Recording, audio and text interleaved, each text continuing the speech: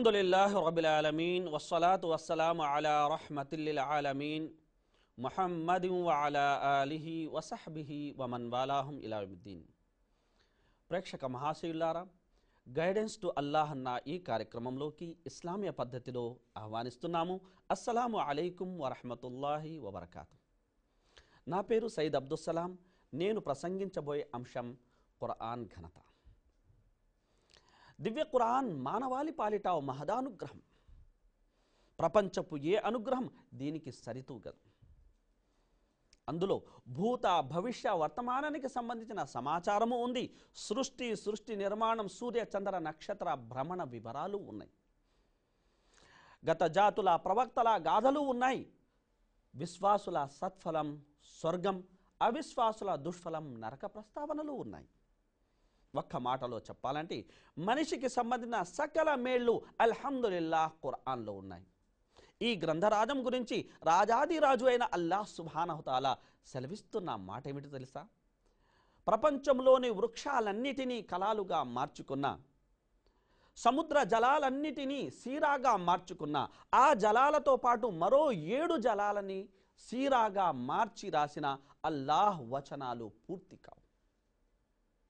ఈ గ్రంథం వచ్చిందే మానవుల్ని కటిక చీకట్ల నుండి వెలికి తీసి కాంతి వైపునకు తీసుకువెళ్ళడానికి. ఇది ఏ భాష వైపునకో, ఏ జాతి వైపునకో, ఏ ప్రాంతం వైపునకో మాత్రమే వచ్చిన గ్రంథం కాదు. సమస్త లోకాలకు ప్రభు అయిన అల్లాహ్ సుబ్హానహు తఆలా తరపు నుండి సమస్త ప్రజల కోసం అవతరించిన గ్రంథం ఖురాన్ గ్రంథం. ఖురాన్ గ్రంథం హుదల్ లిన్నాస్.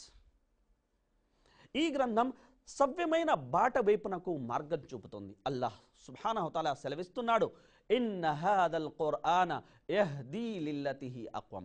నిశ్చయంగా ఈ ఖురాన్ గ్రంథం సవ్యమైన బాట వైపునకు మార్గదర్శకత్వం వహిస్తుంది. జాతుల భవితవ్యం ఖురాన్. ప్రవక్త ముహమ్మద్ సల్లల్లాహు అలైహి వసల్లం వారు అన్నారు, ఇన్నల్లాహ యర్ఫఉ బిహాదల్ కితాబి అక్వామన్ వ యదఉ బిహి ఆఖరీన్. నిశ్చయంగా అల్లాహ్ సుబ్హానహు తఆలా ఈ గ్రంథ ఆధారంగా కొన్ని జాతులను ఉన్నత శిఖరాలకు తీసుకెళితే మరికొందరిని అదం పాతాళానికి తొక్కివేస్తాడు. ఖురాను గ్రంథం కాల్పనిక సిద్ధాంతం కాదు, ఈ రోజు పాటించి రేపు వదిలేయడానికి. అది శాశ్వత ధర్మశాస్త్రం. అల్లాహ్ సుబ్హానహు తఆలా ఖురాన్లో తెలియజేస్తున్నాడు, ఇన్నా నహ్ను నజ్జల్నా జిక్ర వ ఇన్నా లహు లహాఫిదూన్. నిశ్చయంగా ఈ గ్రంథాన్ని అవతరింపజేసిన వారము మేమే. నిశ్చయంగా దీన్ని కాపాడే బాధ్యత కూడా మా మీదే ఉంది. పోతే ఖురాను గ్రంథాన్ని చదివే వ్యక్తి యొక్క ఘనత విషయానికి మనం వచ్చినట్లయితే ప్రవక్త ముహమ్మద్ సల్లల్లాహు అలైహి వసల్లం వారు అన్నారు, ఖైరుకుం మన్ తఅల్లమల్ ఖురాన వ అల్లమ. మీలో ఉత్తముడు స్వతహాగా ఖురాన్ని చదవడం నేర్చుకుని ఇతరులకు నేర్పించినవాడు. అలాగే ప్రవక్త సల్లల్లాహు అలైహి వసల్లం వారు చెప్పిన మాట ఏమిటంటే, ఖురాన్ చదివే వ్యక్తిని చదివించే తల్లిదండ్రులనే అల్లాహ్ సుబ్హానహు తఆలా రేపు ప్రళయదినాన ఘనంగా సన్మానిస్తాడని.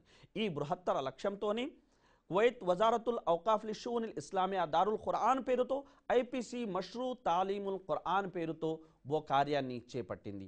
శ్రద్ధ గలవారు దారుల్ ఖురాన్ని అలాగే ఐపీసీని సంప్రదించి అంతిమ దైవ సందేశం గ్రంథమైన ఖురాన్ని నేర్చుకుంటారని ఆశిస్తున్నాము. మన మాట కొనసాగుతుంది, అయితే వచ్చిన విరామం తర్వాత.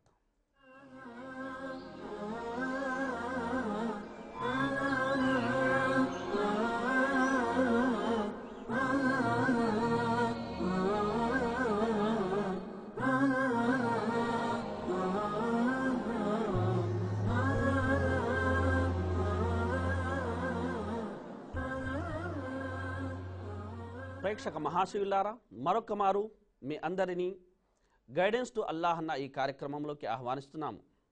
ఖురాన్ మహాగ్రంథాన్ని పఠించేవారు ప్రపంచవ్యాప్తంగా ఉన్నారు. ఏదో ఒక ప్రాంతంలో, ఏదో ఒక దేశంలో, ఏదో ఒక భూభాగంలో మాత్రమే కాదు, విశ్వవ్యాప్తంగా నివసిస్తున్న విశ్వాసులు ఖురాన్ గ్రంథాన్ని అల్హమ్దులిల్లాహ్ చదువుతున్నారు. ఆ విషయానికి వస్తే 170 కోట్ల మంది ముస్లిములలో 25% అరబ్బు ముస్లిములైతే 75% అరబ్బేతరుల ముస్లిములు. ఖురాను గ్రంథం ప్రపంచవ్యాప్తంగా అనుక్షణం చదవబడుతున్న గ్రంథం. ఏదో ఒక చోట, ఏదో ఒక రూపంలో ఎవరో ఒకరు ఖురాన్ని చదువుతూనే ఉన్నారు. అది అవతరించి 1435 సంవత్సరాలకు పైచులుకు అవుతున్నా నాటి నుండి నేటి వరకు అనేక జాతుల్ని, అనేక సంస్కృతుల్ని, అనేక మనస్తత్వాలు కలిగిన వ్యక్తుల్ని ప్రభావితం చేసింది, చేస్తుంది, చేస్తూనే ఉంటుంది.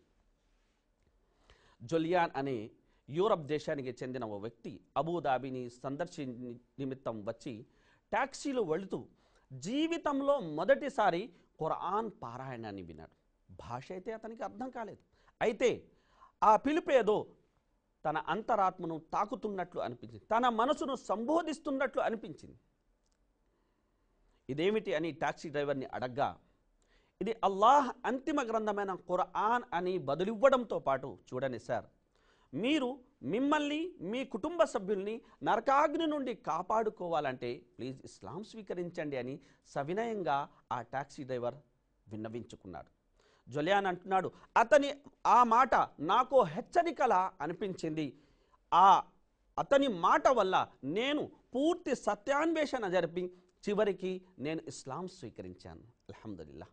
తెలుగు వారుగా మనం గర్వించదగిన విషయం ఏంటంటే, ఐపీసీ యాజమాన్యం అచ్చమైన తెలుగులో గురువరిలు శ్రీ అజీజుర్ రహమాన్ గారి ద్వారా ఖురాన్ని అనువదించడం అనేది జరిగింది.